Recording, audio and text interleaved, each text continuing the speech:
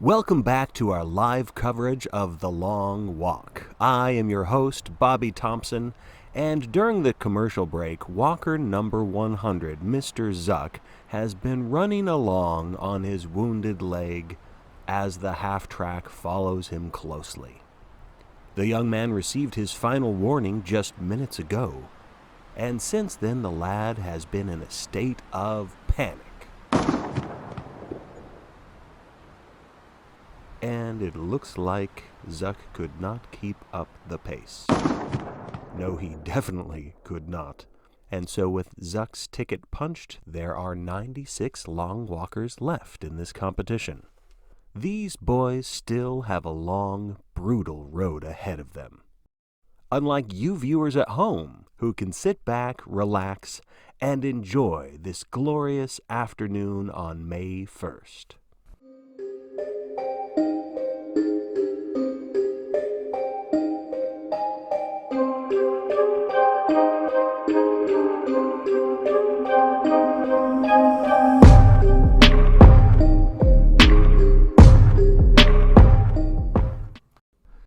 Uh-oh, it looks like number 48, a young man named Gribble, is demanding to see the major. This upstart teen has the audacity to call our most decorated hero a murderer. And Gribble is so caught up in his little speech, he is stopped in his tracks and, oops, he's received a warning.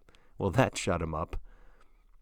You see, folks, these athletes have a choice. They can focus on winning or they can focus on whining. Speaking of winners, the Vegas favorite Scramm, number 85, is still going strong, as are the Hopi Indian brothers, who currently lead the vanguard, now whittled down to just 4 or 5 in the lead. And Mr. Stebbins is still walking at his very consistent bare minimum pace, with half a jelly sandwich still remaining. It's about 5 o'clock now. I can see the hometown favorite is sharing his mom's homemade cookies with some of his fellow walkers. Good job, Garraty. That is what I call good sportsmanship. Unless, of course, he's poisoned the chocolate chips. Then that's what I call strategy.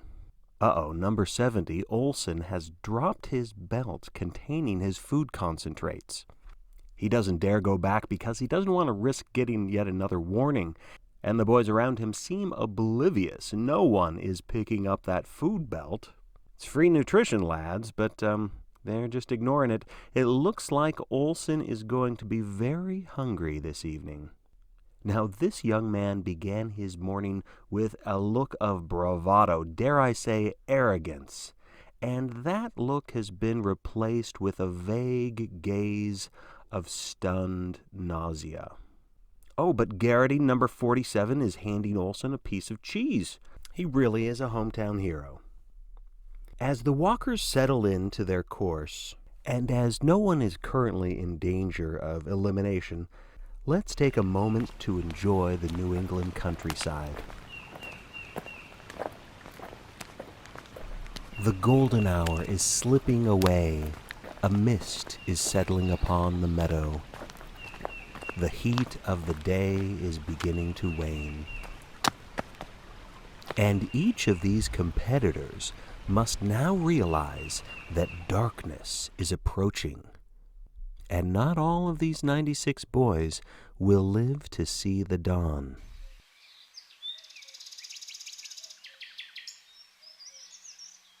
It's now 5:45 p.m. Walker number 90, clutching his stomach. He might have a cramp.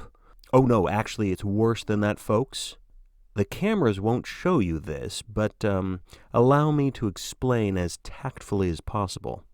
Travin has a case of diarrhea, and he has earned his 3rd warning attempting to squat.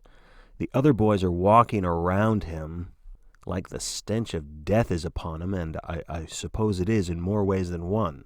Oh, I can see number 31. He's hoping to use this distraction to step off the route, but our soldiers are trained for this.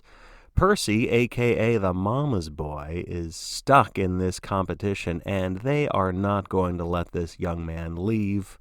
The soldiers have their rifles pointed at him, and Percy is going to get back on track or get shot. And it looks like he is going to stay on the road, at least for now.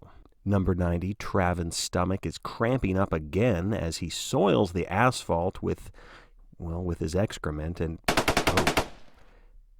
that's it for him. The soldiers have put number 90 out of his misery. That means there are 95 walkers remaining, and those boys are giving this whole mess that once was Travin a wide berth. But number 68, he cannot take the stench, and he is throwing up, right next to number 90's corpse, and that is grossing out all of the other contestants. Let's hope they don't begin to retch as well, otherwise we might have a lard-ass situation on our hands. But you know what? All of this mess has not deterred the enthusiasm of the spectators. On the sidelines, a group of cheering teenagers sit on picnic blankets and raise their Coke bottles in honor of the walkers. We are now entering the outskirts of Caribou, Maine, and some of the boys are arguing with each other as they pass the town's graveyard. At this point in the competition, any mention of death is going to be a touchy subject for some of these boys. It is now 6:30 p.m. The sun has gone down. It is full dark, which is a little surprising because normally in early May, the New England sun sets closer to 8 p.m., but you know what? Time has been funny since the world's moved on. And speaking of moving on, some of the boys are looking up at the stars, admiring the constellations.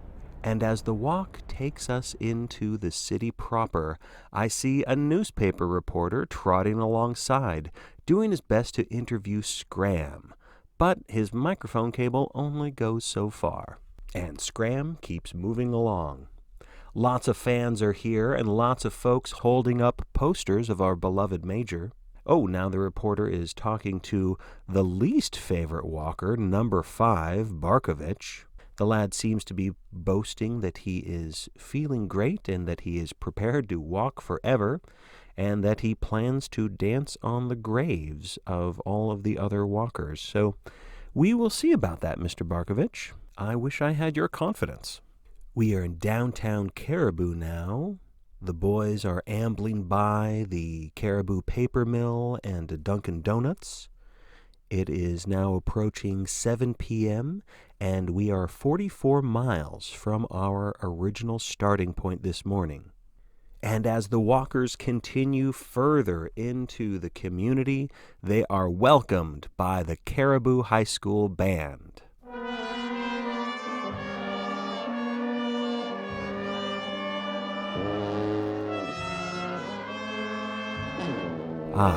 Don't they sound delightful? And look at that, it's Percy's persistent mother pushing through the crowd, demanding that her son come back home with her. The soldiers, they are pointing their guns at her, but the woman just does not take a hint, folks, and lucky for her, there are some police officers right now. They are yanking her back, putting her into an arm lock, and dragging her away. And her son, Percy, looks sick at the sight of her. He'll probably die of embarrassment if the soldiers don't get him first. Odds-on favorite, Scramm, waves to the crowd, and very much beloved here, mainly because local boy Garraty seems a little bit out of it at this point. He's not really responding to any of his fans, just looking down at his feet as he walks. Tough guy number 72, Collie Parker, does not care for the crowd here in Caribou. He gives the spectators a mean sneer, but that just makes the crowd cheer louder. Number 72, Parker, hails from Illinois, and according to his crudely written essay, he has nicknamed himself Mr. Friday Night. I've noticed that number 49, Harkness, the would-be novelist, has stopped trying to record the life story of every contestant. The optimism has drained from his face. But I'm optimistic that we are going to hear about some great deals from our proud sponsors as we take a commercial break. Have you recently been mangled, maimed, or dismembered by laundromat machinery? If so, today might be your lucky day, thanks to the law offices of Billy Halleck & Associates. Have you worked on a machine known as the Hadley-Watson Model 6 Speed Ironer and Folder, sometimes known by the laundry staff as the Mangler? This dangerous combination of chemicals may have made the machine susceptible to demonic possession, thereby turning it into a mechanical monster with a lust for human flesh. That's why you may be entitled to compensation. To find out more, you should definitely call the law office of Billy Halleck so that you can receive the big fat settlement you deserve. Welcome back, folks. The night has gotten darker and the road has gotten quieter as we watch these brave young lads continue the most important challenge of their lives. The only major change in the progression is that walker number 12, a boy named Fenter, is limping along on a stiff foot. He has received his final warning, and his pace continues to slow. It looks like he is praying into some sort of a necklace medallion. Oh, I can see through my binoculars. It is a St. Christopher's medal, the patron saint of travelers. Number 12's ticket has just been punched. The medallion did not work. The boy falls, and so does St. Christopher. Now that 6 walkers have been eliminated, the other competitors are using coping mechanisms to deal with the harsh reality of their situation. For McVries and his circle, they use conversation to alleviate the drudgery. And it seems to have helped Olsen, who doesn't look as desperate as he did an hour ago. Meanwhile, the Hopi brothers are saving their breath, still focused on leading the vanguard at a pace much brisker than the majority. And someone who is definitely not saving their breath, number 3, Art Baker, is whistling a happy tune. That's one way to keep your spirits up. And though, yes, whistling or singing might be a waste of breath, Baker comes from a family of rebels and rule breakers. I have in my notes here that his older brother stole an automobile, and perhaps if young Baker wins, he will be requesting a pardon for that delinquent brother of his. And maybe there is a method to Baker's madness after all, because that Irish tune he's been whistling seems to be putting some of the boys into a sleepy sort of trance. Number 47, Garraty, is walking with his eyes closed. He is staggering a bit, and his sleepwalking has just earned our local hero a warning. So he is picking up the pace again. That warning definitely woke him up. Oh, I'm just receiving word about updated Vegas predictions. Scramm is still the favorite to win, followed by the eldest of the youngest Montego brothers, but bouncing up from the midsection to 4th place is number 88, Stebbins.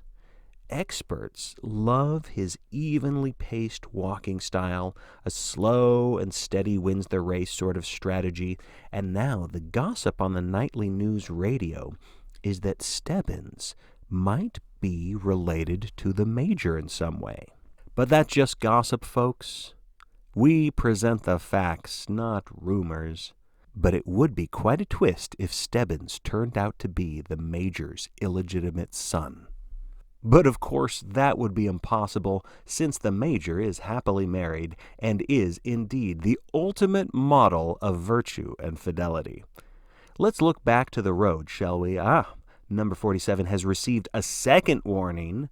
Perhaps the pressure of being a hometown celebrity is working against him. The young men around Garraty now have a mixed expression of dread and hope. This kid handed out his last cookies not too long ago, and now he might get his ticket punched. And at the same time, the boys realize that 93 more people have to be eliminated for them to hope to win, to survive. So from that point of view, the sooner Garraty kicks it, the better. Cookies and cheese earn you only so much love. It is now 8:40 p.m., Garraty better pick up his pace for the next 2 hours, and that is not going to be an easy task because the procession is just about to reach an incline. And I'm inclined to believe that more tickets will be punched. The steeper the hillside, the busier the soldiers. And folks, while the walkers are ambling onward through this thin veil of mist stretched across the road, let's talk about the soldiers for a moment and give them our gratitude. They are the unsung heroes behind this event. As the hours and even days pass by, you will hear the contestants yell at these soldiers, swear at them, perhaps even spit at them, or worse, try to attack them. And during this entire competition, each soldier will remain a silent sentinel, undisturbed, on the outside at least. There are a few bleeding hearts left in this country, hidden away in various corners, and those soft-hearted citizens complain that there is no point to these games. They even go as far as calling our tradition a simple case of murder, or at the very least, a waste of 99 young lives. But folks, these soldiers are put to the ultimate test. Their orders are to monitor the pace of each walker and, when necessary, punch a ticket, which you know by now means to eliminate the walker by means of firearm. And the soldiers do so without any sign of sympathy, but also without a hint of malice. Their faces are like stone. What is the effect of such a gruesome occupation? You may already know the answer. The effect is the most dedicated military force the world has ever seen. These soldiers keep our country safe. Their service at the Long Walk is the crucible that forges the bravest hearts known to man. Sorry if I've gotten a little patriotic, folks. I better return our attention to the walkers as they make their way up this grueling hillside road. Lots of moans and groans out there. This is not an easy trudge by any means. You can see the calves of many of these walkers quiver like jelly. Even the two Hopi brothers are beginning to waver. But that Machiavellian number 5, everyone's least favorite contestant, Barkovitch, is picking up his pace, trying to goad some of the other lads into a race to the top. But nobody wants to accept his challenge. The fog is getting thicker now, and I still can spot Mama's boy, Percy, still hoping that he can veer off to the side and disappear into the night. But the soldiers are keeping a very close eye on him. They definitely know how to spot a runner. Number 70, Hank Olsen, who spent this day wavering from confidence to cowardice, is now taking on the hill. And if my lip reading is correct, folks, he is repeating a mantra over and over. He says, "I can't do it. I can't do it. I can't do it."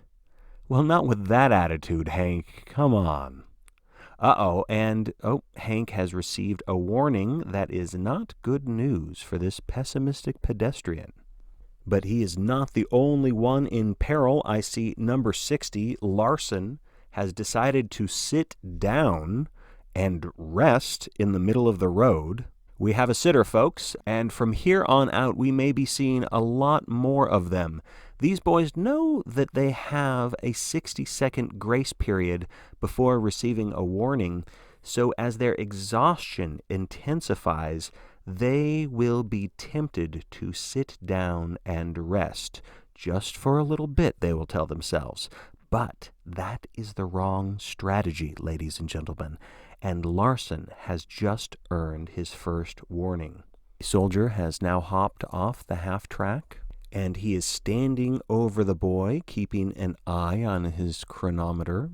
The other walkers are keeping their distance from the situation, and hopefully Larson knows what he is doing. He's got a big smile on his face. He doesn't look scared at all, so perhaps he really does plan to rest a bit and then recover. Scramm strides by Larson, not even giving the poor kid the time of day. Baker is passing by. His whistling has long since stopped, and that is a second warning for Larson. He is still not getting up. Larson seems to be trying to converse with the soldier, but like I said, our military force is not here to chat. There's no negotiation here. There's not much on Larson in his files except that his best friend is his pet rat, and he enjoys camping. And now that he has received his final warning, it looks like Larson plans to camp here for the rest of his life, which is now less than 30 seconds from ending if he doesn't get back on his feet very soon. Larson seems to be daydreaming, enjoying the night air as the other walkers pass by, and now even Stebbins, still bringing up the rear, has almost reached Larson's spot. It's just hard to understand what is going through this boy's mind, and oh, now the time has elapsed. His ticket will be punched. Oh, and now Larson realizes the situation. He hops up lickety-split, trying to get back into the walk, but it is too little too late. Larson is in the history books, folks, as the 7th ticket punched. We have 93 walkers remaining. The sky is getting darker, the hill steeper, the fog thicker. The dwindling vanguard is spearheaded by the Montego brothers and the other walkers who have, for the most part, kept a grueling pace, but one of them, number 77 Pratt, has fallen like his namesake. This happened during the Larson sit-down fiasco, and though 77 is limping along the best he can, he has already received his third warning. The soldiers on the second half-track haven't even hopped off. Instead, 3 of them are pointing their calibers directly at number 77. Just imagine the pressure, folks. The brothers continue their climb, but they have slowed just long enough to say a few words of farewell to their injured comrade. Number 77 reaches out his hand, not able to keep up the pace, as if hoping to catch them or to hold on to them or to wave good.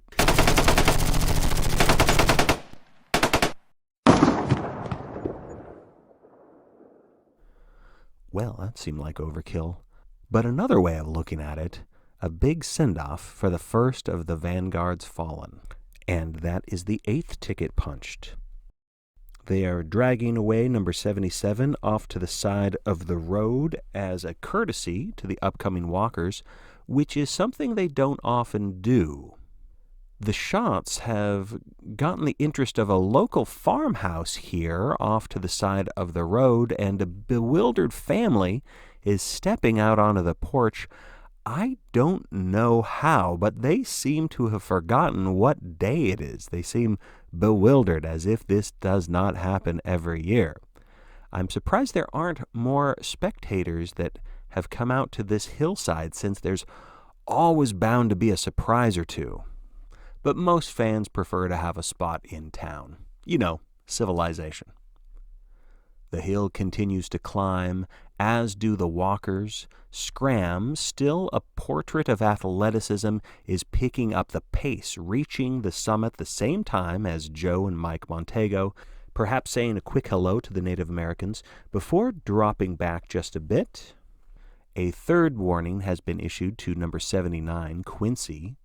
He has been coughing and choking all the way up this hill.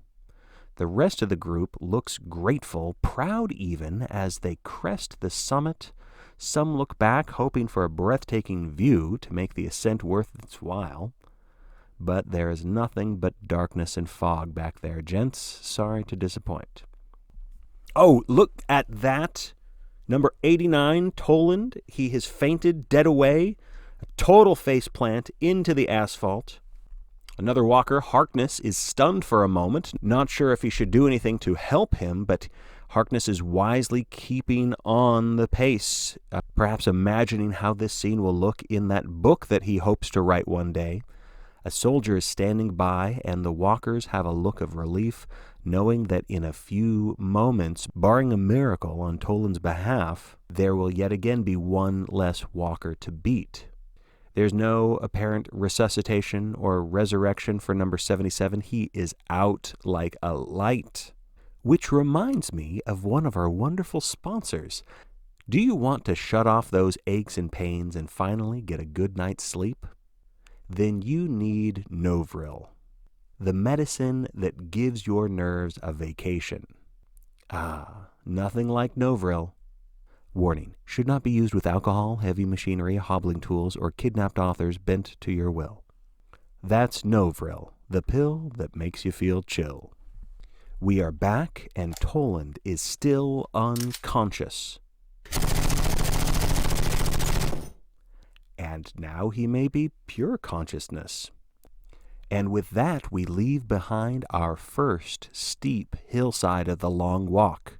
With Toland's ticket punched, 91 walkers remain, still a very long journey ahead as we reach the 9 o'clock hour, which means that this competition has lasted 12 hours so far. Number 47, Garraty, looks drenched with sweat, glistening under a street lamp, but that's because he's doused himself with a canteen. He's trying to stay awake and stay on pace. He's still got 2 warnings to work off. Right now, we're about 115 miles away from the next major town, which means if these boys keep up this slightly above 4-mile-an-hour pace, they will arrive in just over 28 hours. Or a little sooner if they stay ahead of the pace. Now that they are walking downhill, the footfalls are picking up. By the way, number 70, Olsen, the little engine that couldn't, actually did. He made it over the hill, and instead of his pessimistic mantra, he is now whispering Hail Mary full of grace. Number 79, Quincy, dressed in his high school football jersey, has tackled the hillside but has been blitzed by a terrible cough. He can't seem to shake it, and it is slowing him down enough to receive. I see a soldier trotting up to him, and just like that, we have 90 competitors remaining. The walkers have literally been decimated. And before we lose any more of them, perhaps we better get to know these boys a little better. Let's go through the list, shall we? We haven't said much about number 1, the first boy to meet the major this morning. Aronson is his name, and he has the unfortunate honor of being the walker with the second worst body mass index. No other way to say it, folks. This lad is short and fat. But he has spunk as well as chunk, and so far he has been keeping up the pace with the best of them. Not a single warning yet. Somewhere further ahead is number 2, Abraham. He stands out as one of the few gingers in the throng, a thick shock of red hair, and now that night has set in, he looks positively chilly, dressed in only a t-shirt and jeans. Just a moment, folks. There's a bit of a scuffle going on between number 72, Parker, and number 5, Barkovitch. The Park and the Bark, as I shall call them from now on. There's little love lost between these two. Throughout the day, they have been exchanging insults, and Park looks like he wants to give Bark a knuckle sandwich. but he is restraining himself and shifting away, distancing himself. Good for him. That is the wise move. Oh, just now, number 26, Johnny Fields, has lost his shoe. He stepped on his own shoelace, I believe, and that earns him a third warning, sending him into a panic as he tries to put his shoe back on, and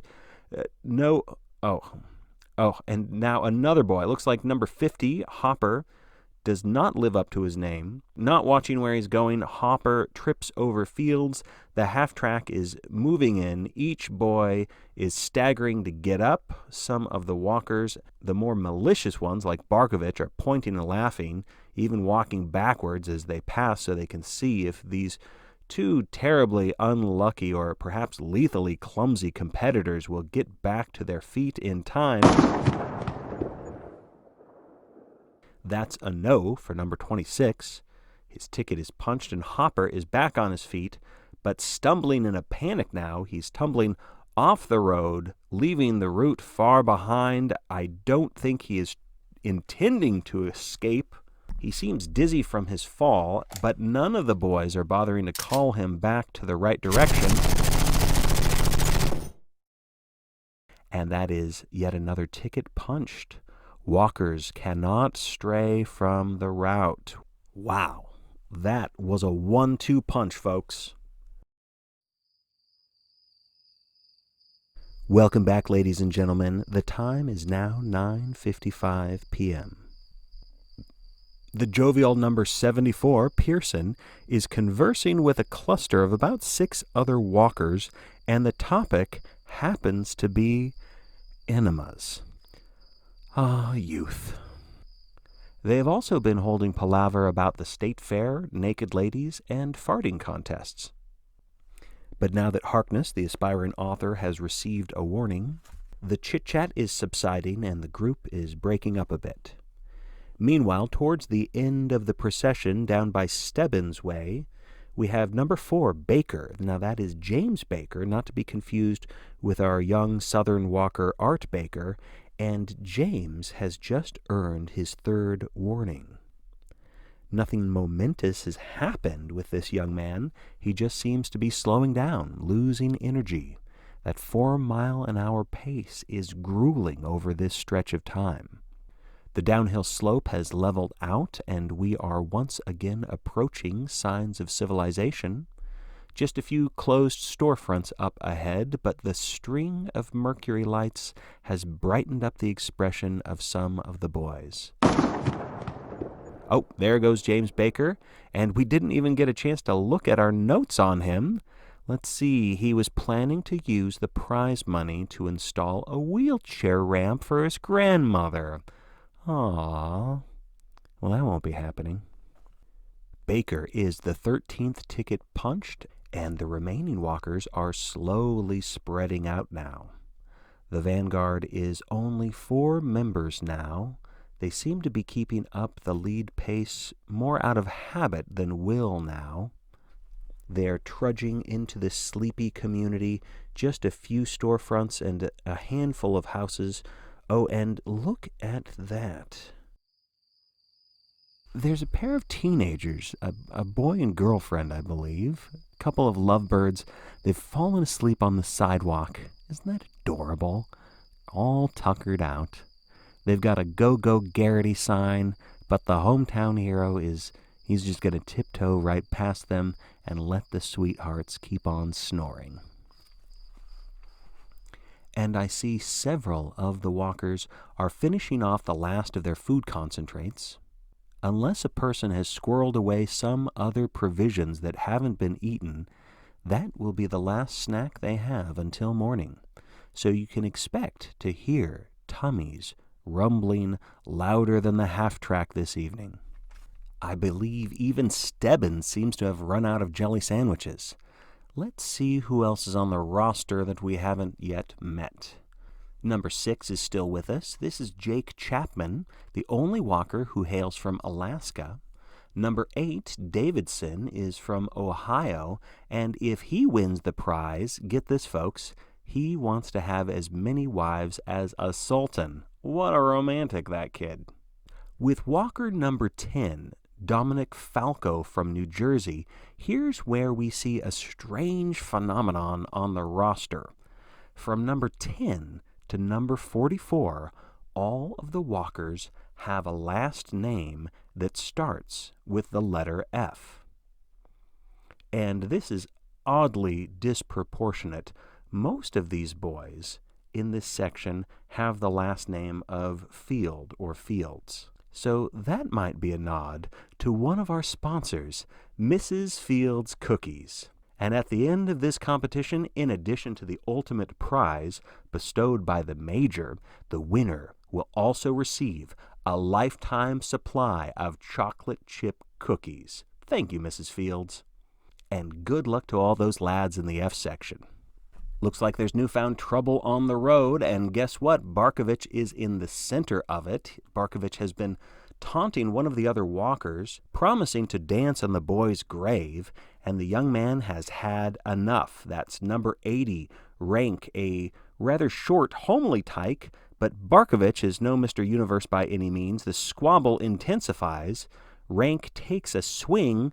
Barkovitch ducks away. He flails into number 48, Gribble, and in their stumbling, they both trip. Gribble and Barkovitch are down. They quickly get up. The soldiers are paying close attention to this development.